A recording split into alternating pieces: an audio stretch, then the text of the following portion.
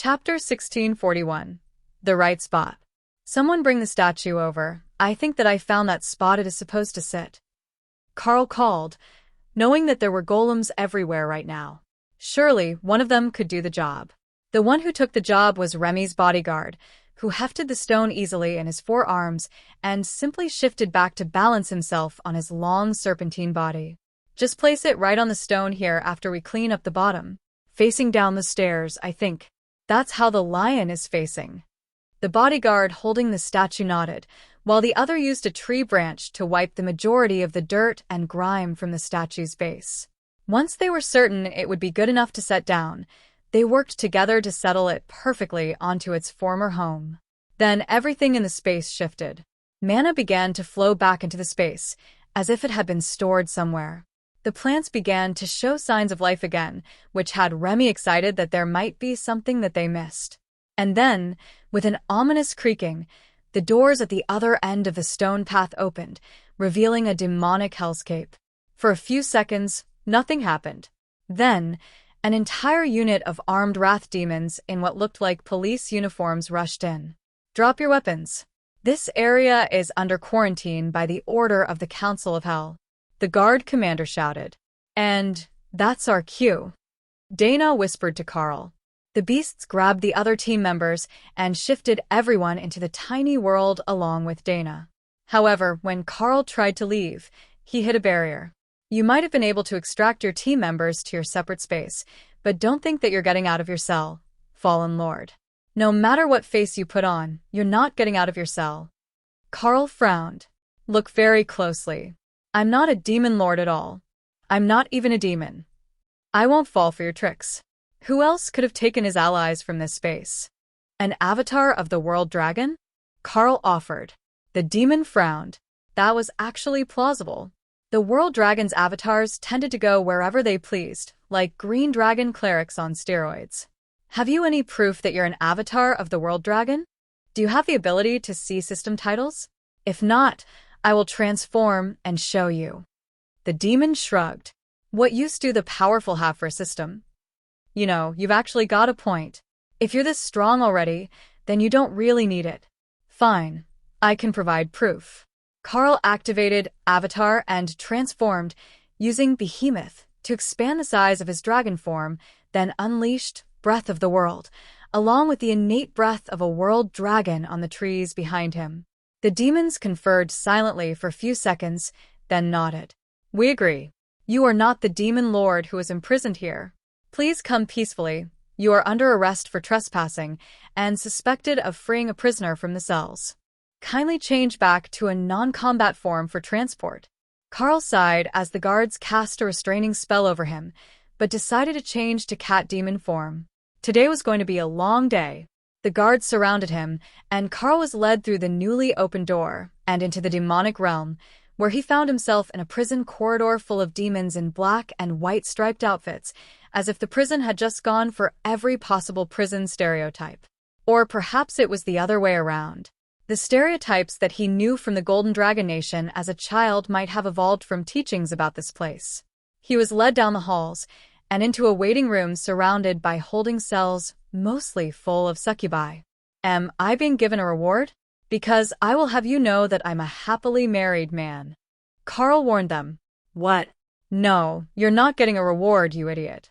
What is wrong in your head that you would even consider going into those cells with a bunch of lust demons who were arrested for draining their partners to death? What a way to go, though, right? The demons in the cells howled with laughter at the strange new convict. A moment later, Carnage came out in blue pants that clashed horribly with his blood-red skin, sporting a badge hung on a gold chain over his bare chest. Who is the world dragon avatar? He demanded. That would be me. Lord Carnage, it's an honor to see you in person. This is in person, right? Not a clone or magical duplicate. Carl asked. Yep, that's a world dragon avatar. The big wrath demon decided. Follow me into the interrogation room. We have a lot to discuss, like how you're wearing my gloves, but they're still in my pocket. We can swap if you want. Get in the fucking room. I certainly hope that there's going to be no fucking in that room. Now, The demons in the holding cells were howling with laughter as Carl waved goodbye and followed Carnage into the interrogation room. He took a seat across from the much larger demon and then used Leo's nature magic to create a vine to pull the coffee pot and 2 cups over to him. Do you take your coffee black or mixed? I can tell already that I am going to hate having you here. We can have a fight later if you'd like. Burn off some aggression. I'm not bad at it, and if we go unarmed, my regeneration should keep up long enough to make it interesting. That made Carnage smile. He was a legendary demon. If Carl could take even 1 punch from him, it would totally undermine his authority within the prison. But he still wanted to punch him. He really wanted to punch him. First, explain to me how you got into that prison cell and where the demon lord went. Chapter 1642. What to tell Carnage. Carl sighed as he wondered how to phrase things so that they made sense. At some point in the distant past, the prison cell, as you called it, became untethered from its location and began to collide with random immortal worlds that leached the energy out of it and caused the wards on the place to break to the point that I simply walked in when it collided with my world. I brought my exploration team with me, thinking that it was the secret realm of a long-dead immortal, which might not actually be wrong.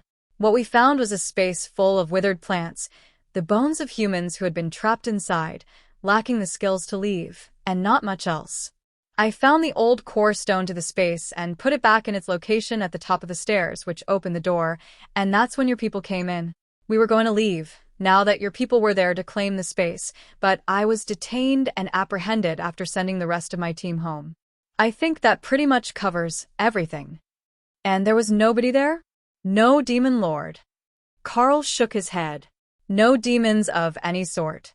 There was 1 traumatized human, but I gave him to my Chaos Badger as a present. He's probably still alive if you would like to question him as well. Carnage glared at him. That won't be necessary.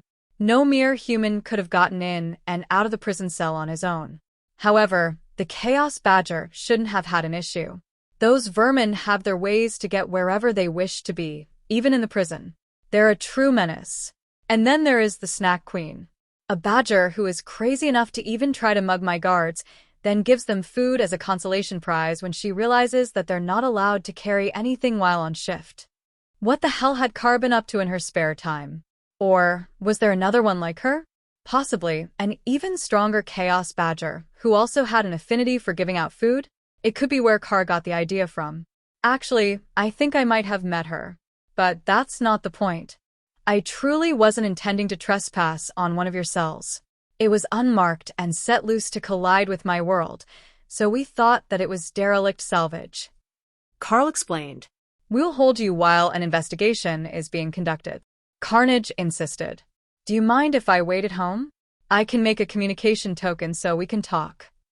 What part of you are under arrest and being held in the most secure prison of the demonic realms is not resonating in your brain?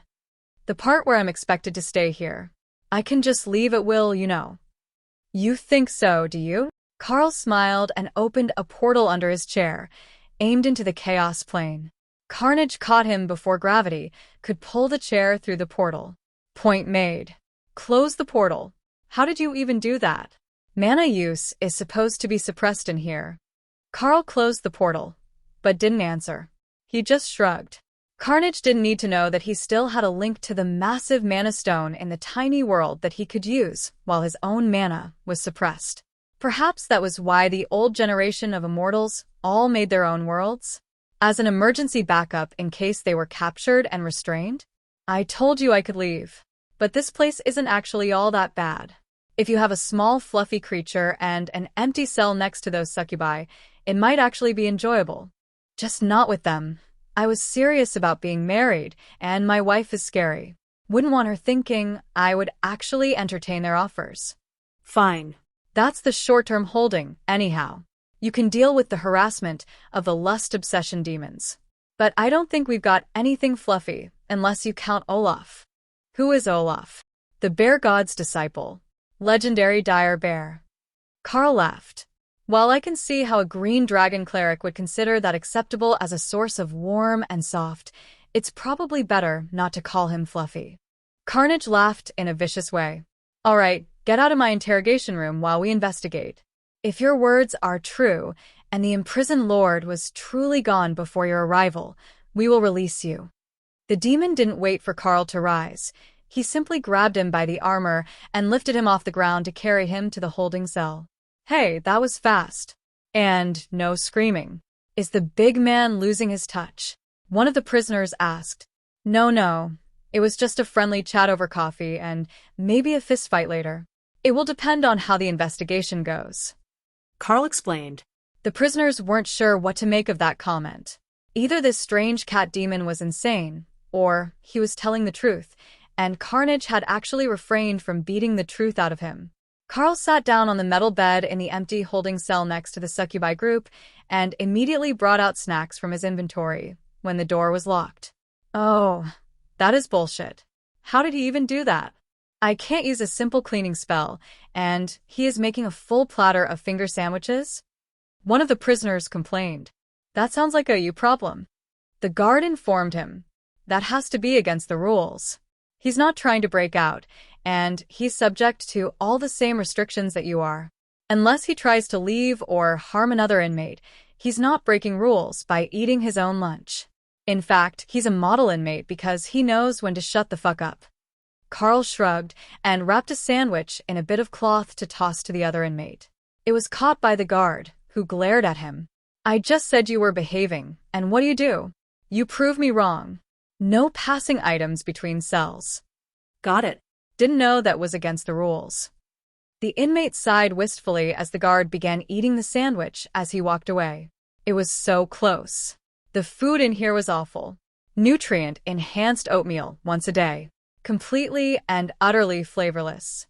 It was a method of subtle torture that was effective on nearly every demonic species. Chapter 1643.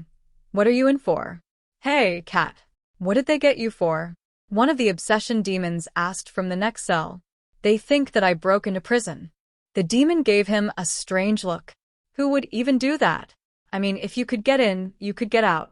And everyone here wants to get out. I've been waiting here for nearly 5 years for my hearing. So the bureaucratic system here runs as efficiently as the one at home. I do hope that they don't expect me to wait here for years while they investigate. The demons in detention laughed. We've never seen anyone leave. I wouldn't get your hopes up. If you're not guilty when you arrive, you'll be by the time that your hearing rolls around. That's how it works. But you said that they're doing an investigation.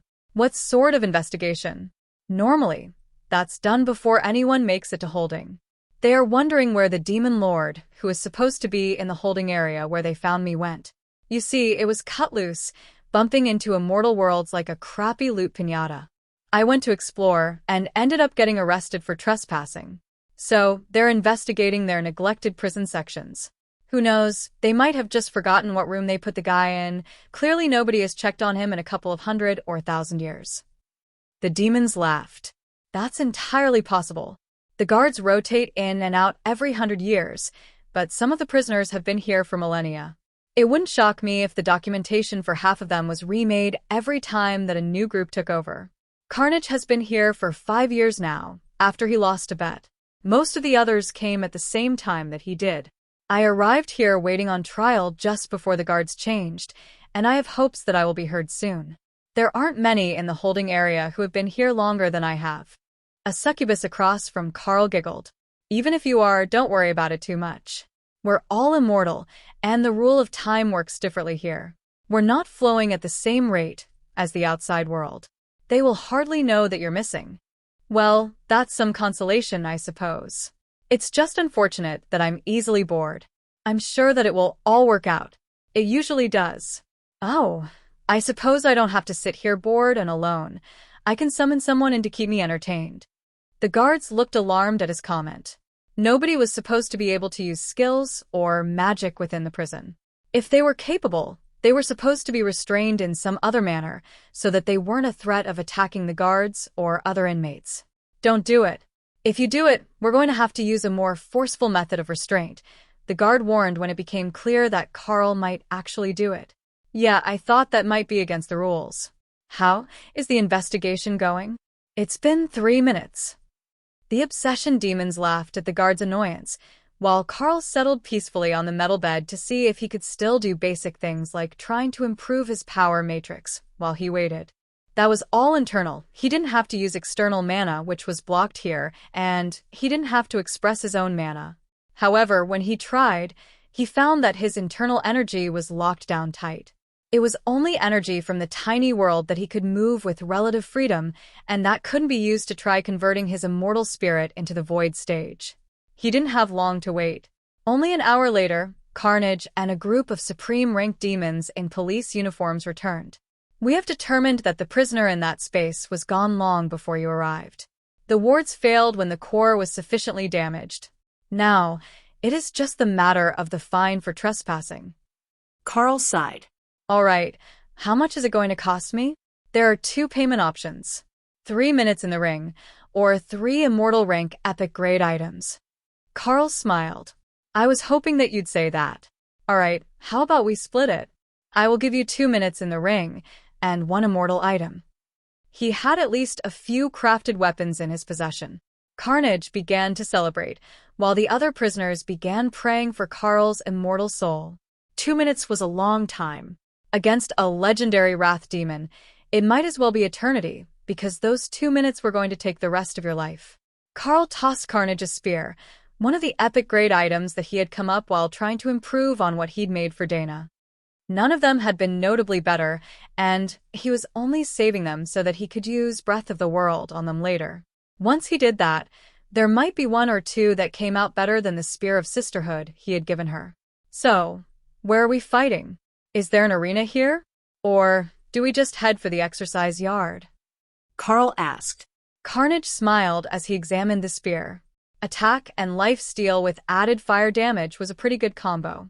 Not good enough that he would use it at his power level, but good enough to give to one of his lieutenants. We will have to change venues so that we can fight properly. If you can't use all your skills, it's not even going to be worth trying. Do you at least have a skill that might keep me entertained? Carl nodded. In fact, I do. It's only at my level, but I think that it should give you a moment's entertainment. You see, I can summon epic golems. Carnage nodded. That might be entertaining. If you know a good version of them, that is. Too many of the so-called amazing skills are underwhelming. Chapter 1644. 2 minutes to live. Carnage waved a hand, and a guard came to let Carl out of his cell, shocking all the other inmates. Not only was he being let out of his cell, he had jumped the whole line by what they assumed was committing suicide. Probably not permanently, but Carnage was definitely going to kill him at least once or twice. They did have a healer on duty in case someone thought that they could get out of their sentence by committing suicide. When the demons said you had 10,000 years to serve, they meant all 10,000, not just until you died. That would be too easy on the prisoners. Follow me. Once we're outside the prison, there is a training area that we can use. How large is your preferred combat form? Carnage asked. Against you? I will go for something similar-sized. The oversized body of a world dragon will just be a hindrance, and you likely fly as fast or faster than I do, so the wings won't be a major advantage. So, I will just enlarge this form, so that I'm not punching below the waist. Carl explained. Carnage nodded. That was a reasonable enough sort of skill for most types of demons to have. So, he didn't ask any questions about what sort of skill it was, or if it gave any benefits. In fact, he was making a point of not asking, so that most of what Carl would do should be new to him. He liked surprises. By the time that they got to the training grounds, not only the off-duty guards, but hundreds of demons who were working in nearby facilities had gathered to see the spectacle of someone who thought that they could go 2 minutes with Carnage. If they were smart, 2 items and 1 minute was a much better deal, assuming they had interpreted his offer correctly. None of them expected Carl to live more than 5 seconds anyhow, and that meant everything he had on him would be lost unless he had a sentence waiting for him. In that case, someone would resurrect him. If you have buffs, now is the time to cast them. Carnage declared as the 2 faced off across the sand of the training grounds. Carl nodded, then began to stack buffs on himself, finishing with Behemoth to set his size to roughly match the legendary demon. Carnage laughed with joy as he saw that the cat demon form of the avatar of the world dragon was something roughly appearing to be a match for him. They were multiple ranks apart, but at least this creature had the decency to make an attempt. Then, Carl smiled at him and cast Epic Golems, summoning a pair of Oathbreaker demons, fully buffed by his skills and enlarged with Behemoth, to more closely match the nearly 5-meter-tall Wrath demon. "You brought me Oathbreaker?" Carnage asked, confused. "Summoned duplicates of him," Carl agreed. Carnage gave him a vicious smile. "Perhaps you will live for 2 minutes after all." Carl nodded, and then the Oathbreakers vanished, appearing on either side of Carnage as a massive axe appeared in the demon's hands. The blade spun at an impossible speed, parrying attacks from all 8 blades that the pair could wield. Carl sent Chaos Vortex attacks into the fight, not aiming so much to injure as to blind and distract Carnage, hoping to make him miss a parry. If the Oathbreakers could land even one hit on him, Carl would be impressed. Sensing danger, Carl used Shadow Step to move 20 meters to the right, just before Carnage's axe split the location where he had been standing. "Hee hee, you're faster than you look." The big demon laughed. Carl shook his head in dismay and called a new copy of Bestial Raiment Armor, as Carnage's blade had managed to shear most of his left arm's plating off, but barely scratched him. He hadn't even seen it coming. Carl vaguely recalled something about this fight being unarmed, but that appeared to have gone straight out of the conversation once he summoned Oathbreaker, who was remarkably still alive, even 30 seconds into the fight. They couldn't take a hit from Carnage. Neither could Carl. But they didn't have to. They might not be able to land a solid hit on him, but they could attack fast enough that the two of them could keep him from hitting them, either. So, the battle simply turned into a blur of motion, with Carl attacking from a distance and relying on his intuition to keep him dodging. He picked a random spot on the arena floor every time that he moved, hoping to keep Carnage from guessing where he was. And for the first minute, that was actually working. The demons were fighting each other, and Carl was managing to dance around the arena with minimal damage taken. But that luck was not eternal. Not even for Carl. A kick from Carnage managed to land on Oathbreaker, and the golem vanished in a spray of black blood. And that was all the advantage that Carnage needed. The other Oathbreaker was swatted into the crowd, and then Carl found himself looking down at a massive red fist through his chest. And that's that. 1 minute 20 seconds. Not bad, for an immortal. Carnage laughed. He shook Carl's body off his fist, then frowned as he felt a surge of power from the moderately interesting challenger. Carl had cast Epic Golem again, this time summoning Carnage, as seen in the dungeon challenge. The 3 demons had zero hesitation before they launched directly into combat, discarding their weapons to turn the match into a melee brawl. Carnage didn't understand where these two had come from, as the challenger was clearly dead already. But perhaps it was a precast spell that had triggered with his lingering mana. Either way, he got to fight some more, and he got to fight weaker clones of himself. Carl smiled weakly as he watched the part of the fight that was in front of his face. His regeneration was already kicking in, and the Chaos Dragon Constitution worked wonders with Void Body, turning the hole in his chest to black mist, and then into strings of flesh as it recreated the majority of his internal organs. Once he felt his own heartbeat, and he was breathing again. With what felt like an intact ribcage, Carl rolled to his knees and watched the 3 demons happily wrestling. Carnage wasn't trying to destroy the clones of himself, they were just having fun, under the assumption that the challenge was already over. Chapter 1645. What a Carnage Wants. "How are you not dead?" Carnage asked as he realized that Carl was moving. "I am quite durable, in all honesty. However, having a hole punched through my chest was a bit more than awkward. It's just that dead and Dead aren't always the same thing." The demon laughed as Carl dismissed the epic golems. "You know, I've never seen the distraction technique work before. Many have tried it in many different ways, even to the point of trying to run away to run out the clock. But none have actually made the timer before. Is that why you saved your valuables? You knew that you could win the wager?" Carl shook his head. No. "I just wanted you to have a chance to fight for a little bit. The prisoners said that you're getting a bit tense and pen up without a proper chance to let loose and have fun these days. If you need more payment for the fines, I have more loot, or I can make something that's worth the same." Carnage laughed and waved his hand. No, you've paid well enough. I will send you back to your home world once I find out where it is. Carl stood up and shook the demon's hand. No need. I can see myself home with a portal. It's been a pleasure to meet you in person. I met that clone of you in a system trial set by a system created by the World Dragon.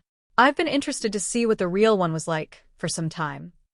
Carnage smiled at him. You know, I forgot how damnably fast Oathbreaker is if you don't use an area damage skill to hit him. Most of the time, I would have just used a fire domain, but I was having too much fun today, and I forgot. A legendary rank fire domain definitely would have put an early end to the fight. In fact, Carl didn't see Carnage use a single skill the whole time. He was only fighting with his base strength and speed. If he had enhanced himself to fight someone of his own rank, it would have been an entirely different story. The big demon patted Carl on the back and waved at him in a dismissive gesture. Go away now, or I'll never get anything done.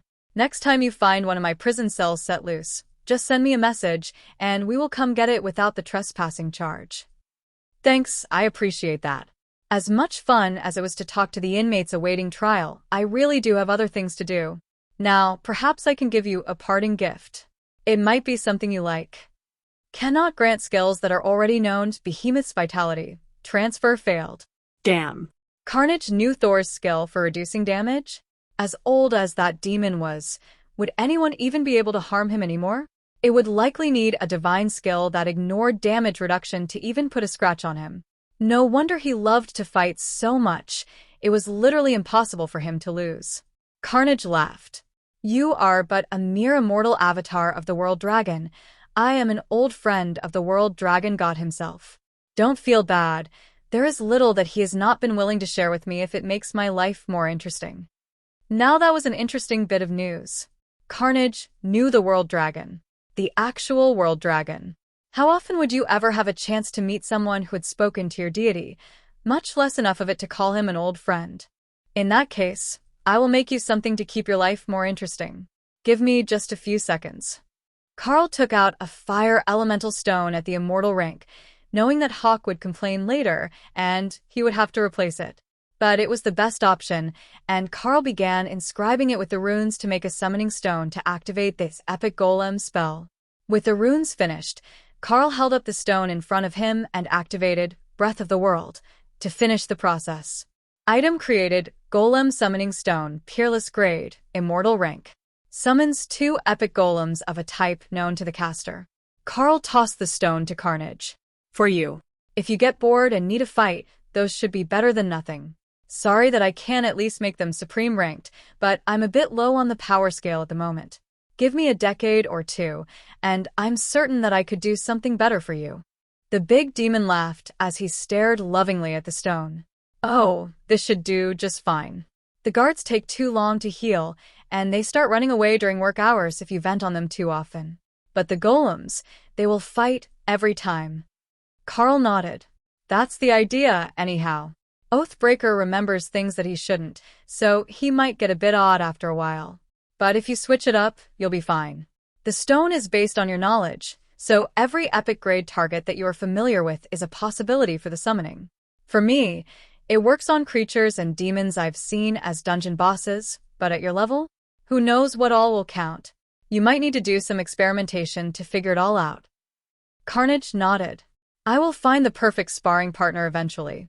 And then I will find you when you are supreme, so that you can make me a legendary artifact to spar against. Carl laughed. If you're not a demigod by then. Carnage shook his head. Don't you worry about that too much. I will be a legend forever. The Carnage who wants to be a god is already a god. Carl nodded slowly. So, are you like Oathbreaker then? You remember things that happened to other versions of you? Carnage laughed. No, I was talking about my father-in-law. Now it's time for you to go before the prisoners start getting ideas about escaping while the guards are distracted.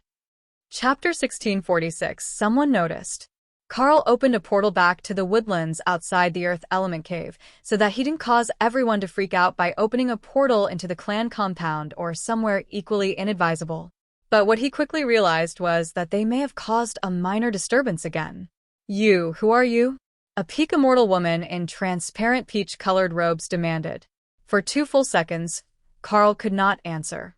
Who thought that outfit was suitable for wearing in public? Where was that person? He needed to thank them and shake their hand. Then find out how to get Dana to wear it for him later. I am Carl, of the New Home Merchant Guild. Is there a problem here? I was going to rest the evening at the cave, perhaps collect some earthstones if there were any matured. The woman frowned at him. That excuse seemed plausible enough. It was nearly dark now, and the cavern did have a few earth elemental stones matured. Have you heard nothing about the area today? Carl shrugged. I haven't been checking my system messages. Was there something important going on here? I could go straight home, but there are supposed to be some more fire element resources in the area, and I was going to look for them tomorrow before heading back to the clan. You're traveling alone? For the moment. It draws less attention than traveling in a larger group. It's a trade-off, really. Either get more people to fight, or attract less attention. The second one is better for resource gathering if you're capable of putting up a fight with most of the people you find who are not elders of their sect. Carl agreed. The woman nodded. Go back to your clan. There has been an incident here. A separate space collapsed and destroyed a large portion of the cavern. All right, not a problem. Elder. Elder Sue, of the Plum Blossom Pavilion. Elder Sue, then. It's been a pleasure to meet you. Perhaps we will see each other again under more hospitable circumstances. The elder laughed as Carl opened a portal back to the clan. She was not stupid. She knew what Carl was fishing for. The name of her clan. But he was in for a rude awakening if he thought that he could transfer and get all the beauties he wanted. The Plum Blossom Pavilion allowed no males through their gates. No matter how much he longed to make his way into the sect, it would never happen. But Carl was already gone, and he had the information that he wanted. The outfit he needed Ray to make for Dana was the uniform of the Plum Blossom Pavilion. In his mind, Ray laughed. She would definitely make the outfit, but there was no way that he was going to convince the Dana mage to wear that in public. In private, sure. But even by Carl's standards, that outfit was incredibly daring to be wearing outside. Plus, Ray knew that Carl wouldn't actually want anyone else to see her in it. That would be just for him. Once he was back in his apartment in the clan compound, Carl went to join everyone else in the tiny world and update them on the situation. Ah, welcome back. Did you find anything good? Lotus asked as Carl appeared by the lake, where everyone else was gathered. The 3 brothers were simply shocked at this place at first, but then they were enthralled by the idea of having their own separate space full of resources and safe relaxation. They had already placed a request for more of the villa stones when they were available at the warehouse again, but if they were around here a bit longer, they might be able to get Carl to make them one directly. I found Carnage. Or his son-in-law by the same name? I'm not quite clear on that. Either way, the head of the security force was a legendary wrath demon, just like the one we met in the dungeon. I was fined for trespassing, and then released. Not a huge deal, but the space that we looted was actually a demonic prison cell, and the demon lord that is was supposed to be holding had escaped at some point in the past, without anyone noticing. It's all good now. How did everyone do for materials?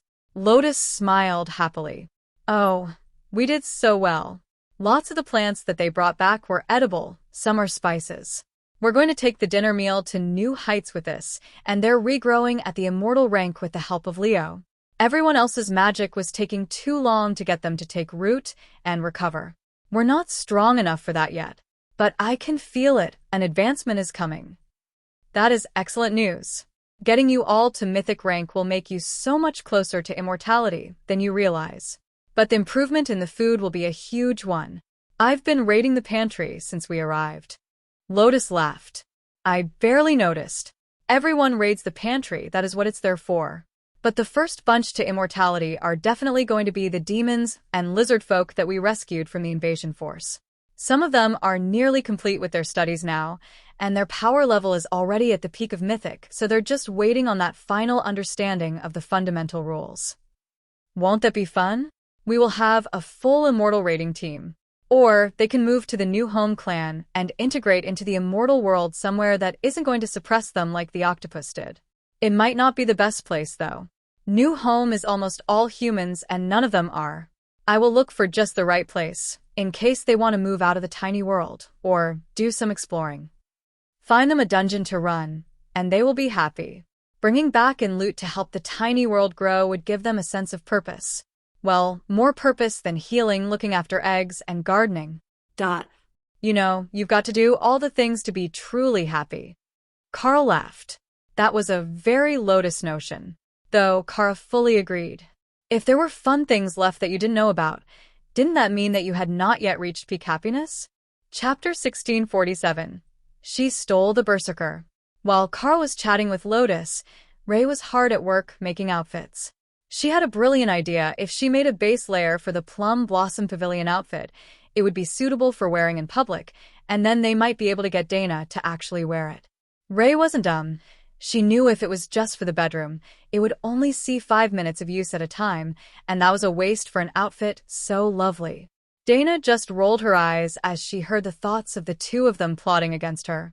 But if it was actually a pretty outfit, and not just an excuse for Carl to see her naked longer, she wouldn't object. She just needed Ray to make something new and fancy, so that she also had new eye candy.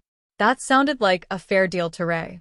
She had just the outfit in mind, and then they would only need a good reason to show off their new silks. Not a big reason. Maybe they could wear them to go shopping around the clan where everyone would be able to see them. That would be perfect. But for now, they had new guests in a tiny world, and the berserker looked a bit overwhelmed. That was an understatement. Mark thought that he had a good idea of the sort of wealth and power that Carl had.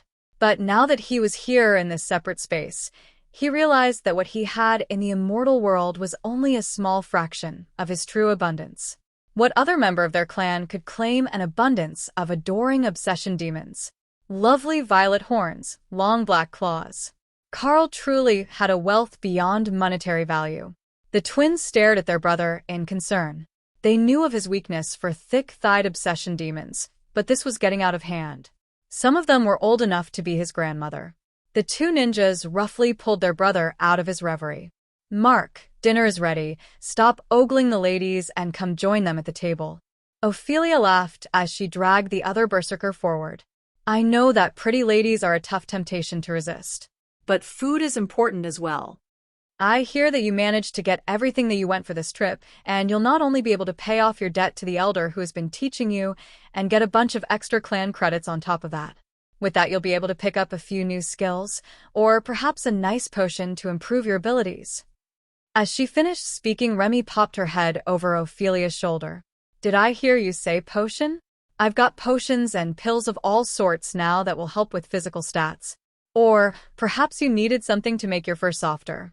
I've got new bubble bath. Ophelia laughed at the excited Naga.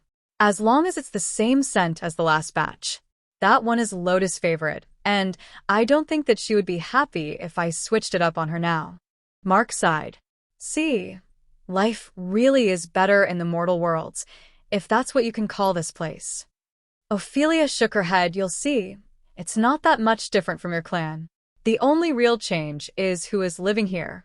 The power level is lower, the progress is slower, and without the vast resources and knowledge of the clan, we're dependent on the system to get new skills. Being able to just go to a library and get immortal grade skills is something else. I've seen the difference firsthand after Carl and Dana went to the new home clan. The new skills from the library, they do so much more damage than what we learn from the system at the mortal ranks. There really is no comparison. But the quality of life in here is pretty good, with all the lakes, the clean mountain air, and my own personal green dragon cleric. See, now you're just teasing me. How could someone have their own personal cleric? Lotus giggled and hopped up in Ophelia's arms to snuggle into her furry chest. Like this, you see? I see. I have simply overlooked the most obvious possible answer. When you are the fluffy thing, the clerics will come to you. Perhaps the path of the bear totem berserker is more cultured than I was led to believe. Ophelia nodded. There are downsides to being a werbear, but not all of them are horrible. Especially for the sort of man who thinks with his lower extremities. Being hit on all the time is annoying, but now that I've managed to find my human, it's all been worth it. Torture. I swear, you're just doing this to torture me. I've been single for nearly 100 years, and you're just living in an ocean of women. Nudist nature priestesses. Lotus added helpfully. Gah. Nate and Jim laughed as they dragged their brother to the table. Don't let her get to you. You can do it. Just keep working on your combat strength. Don't let the lack of female companionship distract you from what you need to be doing to make it to Void Immortal. Nate whispered. But Ophelia patted the ninja on the shoulder. Clearly, the old way isn't working if he's struggling enough that his mentor is threatening to turn him into a permanent berry picker until he can get back up to pace. Why not let him have a little fun? I know just the right person for it. I don't know about that, Jim began. But Ophelia had already begun waving her hand to call someone over. Mark, meet Sylvia. She's got a thing for cute younger men. Sylvia was nearly as large as Ophelia, but much more slender than the stoutware bear. Ooh, Candy. Do you like thick thighs and strong arms, little berserker? Sylvia cooed. Jim turned away, so he didn't have to watch the tragedy of a matronly obsession demon hitting on his brother. He knew how this would end. The berserker didn't stand a chance. Thank you, Fee. I will bring him back in one piece. Not more than 2 or 3 days, if he can last that long. Then, Sylvia tossed the willing man over her shoulder and jogged off toward the swamp. Chapter 1648. Slow Adaptation. The twin ninjas simply shrugged at each other. What was done, and they weren't about to deprive that old woman of her prize, even if he was their brother. They joined the rest of the group at the large table by the lake for dinner and turned to Carl for more explanations. All right, Spill. We've seen a lot of strange things over the years, but I've never seen someone get pulled into one of the demonic prison realms and come back out alive, much less the same day. Jim demanded once the food was mostly gone. Carl shrugged. I am an avatar of the World Dragon, and he's got an understanding with the warden of the prison. So instead of simply locking me up and forgetting about me, they actually investigated and found that we didn't know we were breaking in. So I just had to pay a small fine. Like the ones here, the demons of the hell dimensions can be remarkably reasonable when they've got a reason to be. What is that old woman's obsession anyhow? Jim asked. Flower arrangement. But her obsession and her personal tastes don't directly align when there are men involved. There aren't any young men in the tiny world for her to hit on, so she's been a bit lonely. Ophelia explained. He ran away before Remy could give him any new potions to increase his power, though. Jim shrugged. If he needs it, I'm sure that the Naga will be happy to test her products on him later. That is what she was after, right? Getting herself a volunteer for her new products. Ophelia shrugged. That's the nature of the business.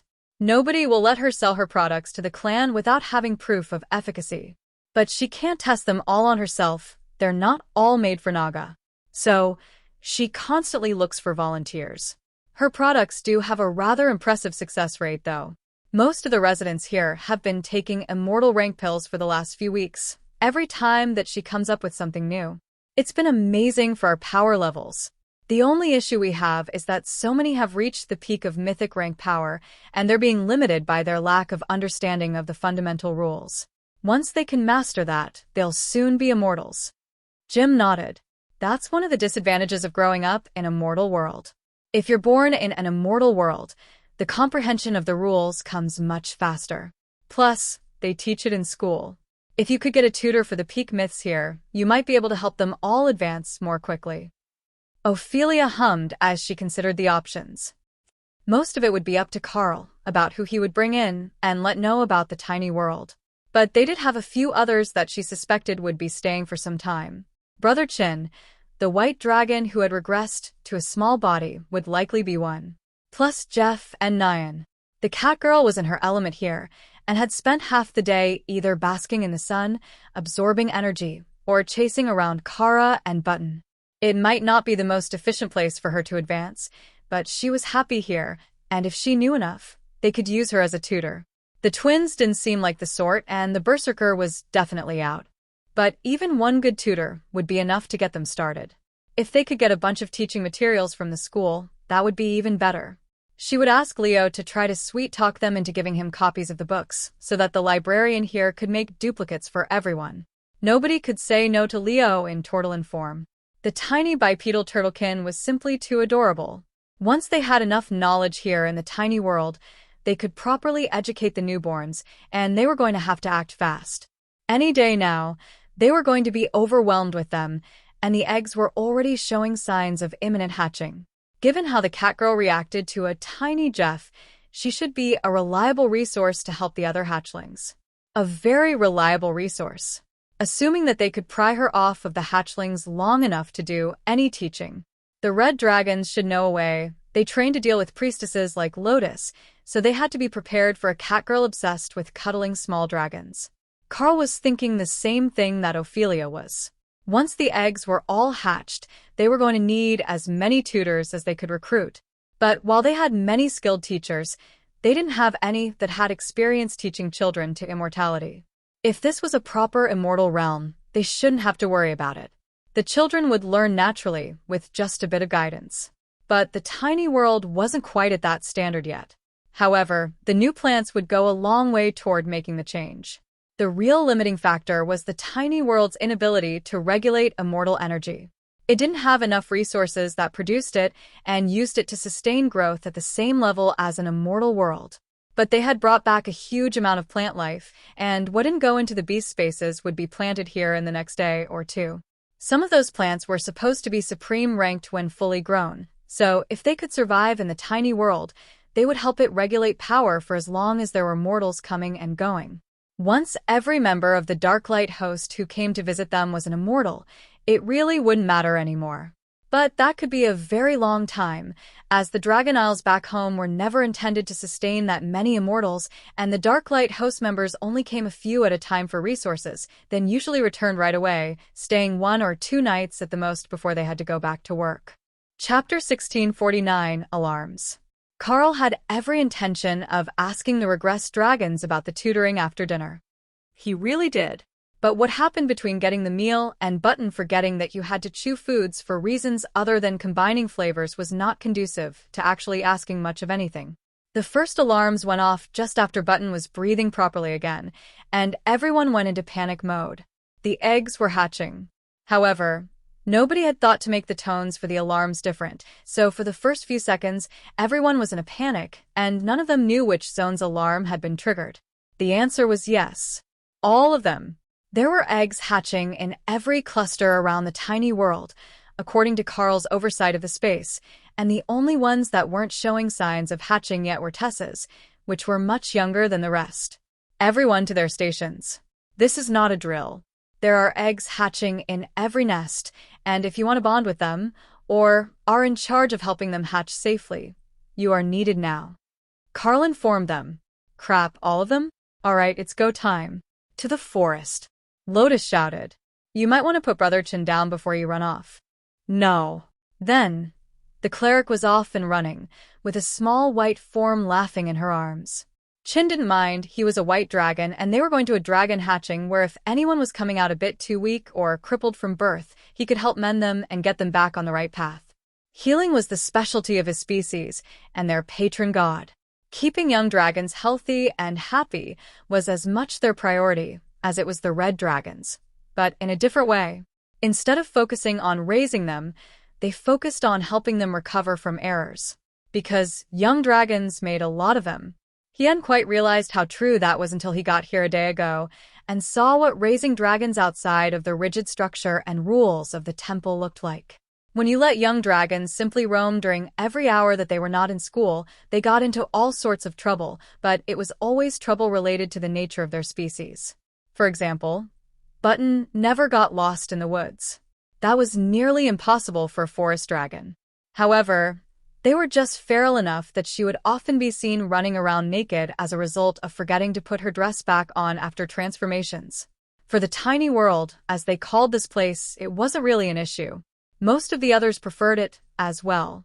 But if she was going to go out and interact with others in the outside world, eventually she was going to need to have a long discussion with someone about the importance of situation-appropriate clothing.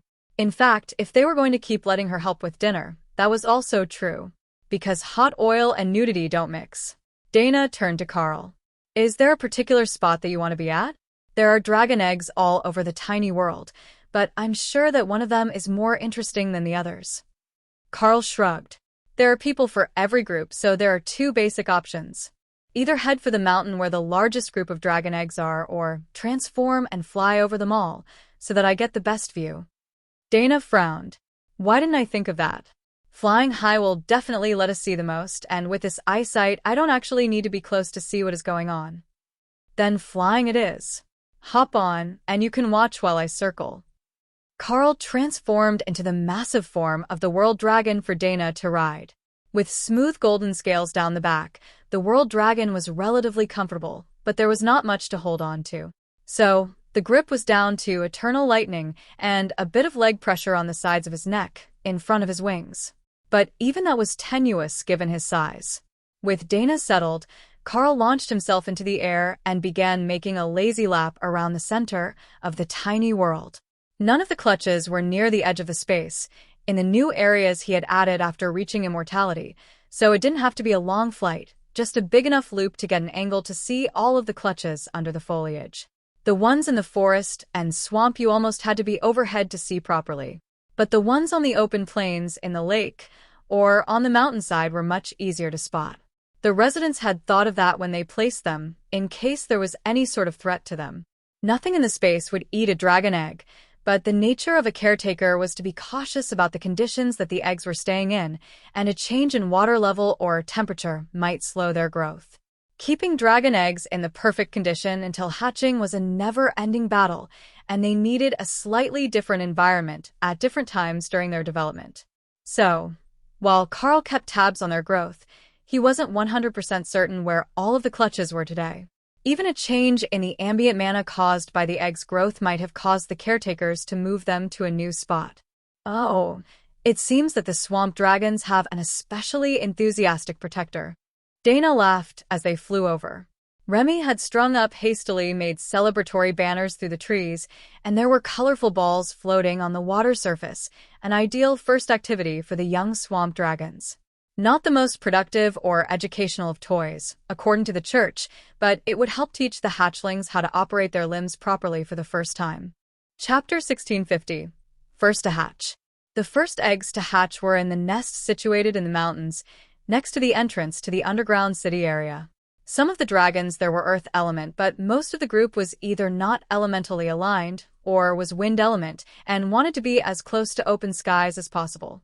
Carl landed next to the clutch for a moment and transformed into cat demon form so that they could get a better look. But he stayed far enough back that the residents who had signed up to help the baby dragons were able to work freely. Do the staff here have a betting pool on which species will hatch first?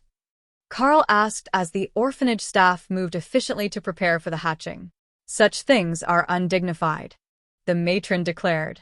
The pool is at 2,000 gold coins, and there's a good chance she will win with her bet on a lightning dragon. Librarian Ike whispered. Carl smiled. It's not too late for me to upgrade their potential, which will likely change most of their species. The librarian laughed, his eyes sparkling with blue light. It would just change the winner. There are at least 3 who have wagered that you will do exactly that, and changing a lightning dragon to a divine lightning dragon or a tribulation dragon would still have a clear winner. You really did think of everything. We had 200 bettors who needed to come up with different wagers, so they got creative. I wouldn't think too deeply about it. However, if you do wish to interfere with the hatching, I'm sure that the young ones would appreciate it when they were old enough to understand. Carl shook his head. No, they've already gained a lot from the enchantments that I put on the tiny world. If I did more, it might start to have side effects. Layering slightly different effects of the same skill might not even work at all, Carl knew. He had integrated the spell into the tiny world, giving the eggs a chance to grow to be their very best, the same that Remy's potion had done for the eggs of the Shadow Dragon Prince when he was on that errand for Bishop Misty, the temporal dragon. Now, they shouldn't have any trouble reaching immortality, and they were going to grow up much stronger than their parents. Strong enough that the older dragons in the space were going to have their hands full trying to raise them. One of the larger blue eggs rocked, and then with a mighty crack, a tiny dragon burst free of the shell. But it was not the lightning dragon that burst out. Everyone had expected the egg to host one of the lesser dragon species, akin to the blue dragons, but far weaker in potential. However, what broke free was something entirely different. It was a storm dragon, kin to the flood dragons, and not a true dragon at all, despite its power. Or, that was how it was generally considered. Like the flood dragons, it was serpentine in body, with 4 legs, but wingless. Like Remy, it could fly just fine without them, and it was perfectly at home in the waters.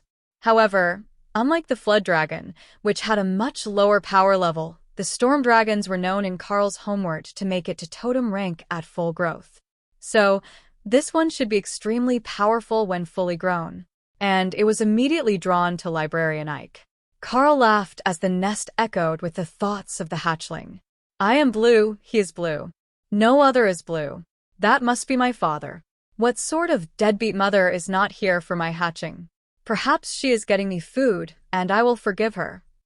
The little dragon didn't realize that it was speaking out loud until the red dragon matriarch of the orphanage laughed. Little one, I am Alia, matron of the Tiny World Orphanage, disciple of the red dragon, goddess of war and orphans. Your mother was killed in battle, and your father is unknown. The blue dragon you see is Ike, our librarian. However, I do have food for you if you are hungry, she explained. The little storm dragon frowned. Food? I can get food. I smell it. Where is it? The hatchling flew up out of the nest, swimming through the air like a snake through water. Then it spotted a pond at the base of the mountain. Food. I see it, swimming in the water. He was about to take off when Carl caught him. There is no need to hunt your first meal. You can do that next time, little one. The golden carp in that pond are larger than you are, and they bite back. Fortunately, we have caught some in advance and cut it into manageable pieces. The storm dragon wrapped around his wrist as Carl led him back over to Matriarch Alia. This is the woman in charge of making everyone behave. The blue dragon is the one in charge of helping everyone learn valuable skills. But this fine elf is the one in charge of today's meal. The druid laughed as the tiny dragon gave her a loving stare. Then, she held up a small plate with diced fish cubes, and the dragon forgot all about being wrapped around Carl as he struggled to lunge for the delicacy and got himself tangled. You have to move your whole body, not just your head when you're wrapped around something. There you go, you're free now. Go eat. The hatchling gave Carl a grateful nod of his head before lunging at the plate and shutting out everything else happening around it. They're adorable at that age, Dana whispered. As long as you're not between them and the food. Alia agreed. There wasn't much time to chat, though. More of the eggs were beginning to crack, and the message had already gone out confirming the species of the first hatchling.